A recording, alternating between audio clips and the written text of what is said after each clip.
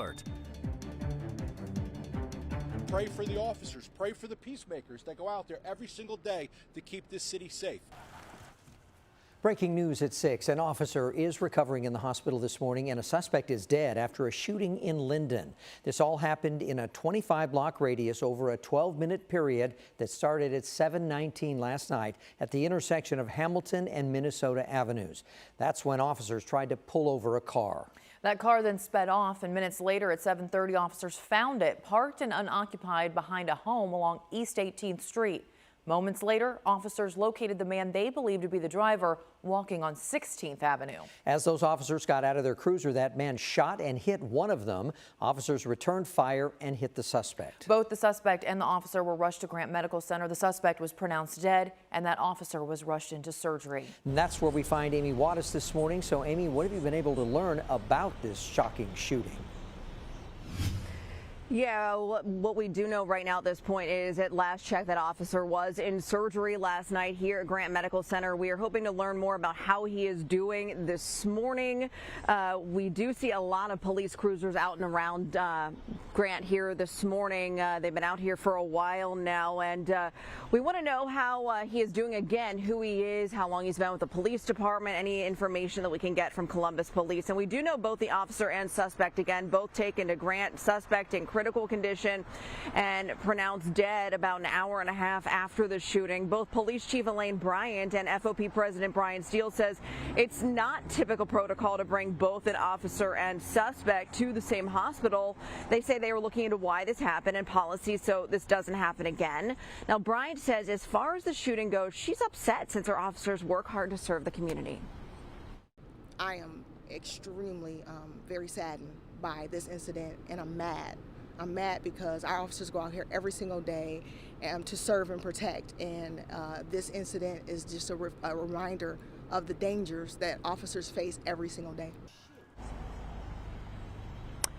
So it's unclear again how many shots were fired during the shooting. We were hoping to get more information on that as well. And Chief Bryant says a key to this investigation is having people come forward with information, and that's what she's trying to get out there. She's encouraging people who may have seen something, heard something, to give police a call, report anything that you might know, because that could help with this investigation. Now, we don't know who the suspect is. Of course, police say we won't learn more until family is notified in this investigation. Now, Ohio BCI is handling this investigation since a Columbus police officer was involved in this shooting.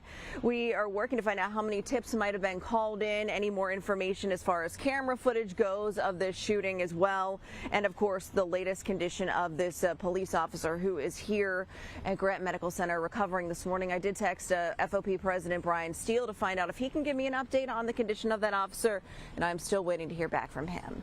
Live on your side this morning, Amy Wattis. Good day, Columbus. And just moments after that shooting, we spoke with some neighbors who tell us they heard several gunshots and then saw officers swarm the area. They say it was crazy. And I just started hearing this loud, rapid pop, pop. It felt like it was in my body. I was jerking and stuff. So my dog come running to the door, and he started growling. He started running around real crazy. I looked out the door, and they was coming flying down the street real fast. And when I went to the corner, that's when I seen it all. Seen victims on the ground. And we're still waiting to learn the identity of that shooter. We'll be keeping you updated all morning long. And the shooting comes just a little less than a year after a violent week for law enforcement, where a sheriff's deputy in Morrow County was killed and 2 Mifflin Township police officers were seriously hurt. It was on Memorial Day last year when 31-year-old Morrow County Sheriff's Deputy Daniel Shear was shot and killed responding to a domestic violence call in Marengo. Brian Wilson is charged with murder in this case. He's pleaded not guilty and is still locked up on a $9 million bond. The Morrow County prosecutor says that they do plan to seek the death penalty if Wilson is convicted. And then just 2 days later, on May 28th, 2 Mifflin Township police officers were shot while conducting a traffic stop around Mecca Road and Purdue Avenue. That suspect, Devontae Dixon, was a passenger in the car. He ran off after it was pulled over. Dixon's accused of shooting both officers while running away. They were both rushed to the hospital and were eventually released. Dixon was taken into custody days later after he tried to take his own life while officers closed in on the home in which he was hiding. Dixon survived and is now charged with attempted murder. Columbus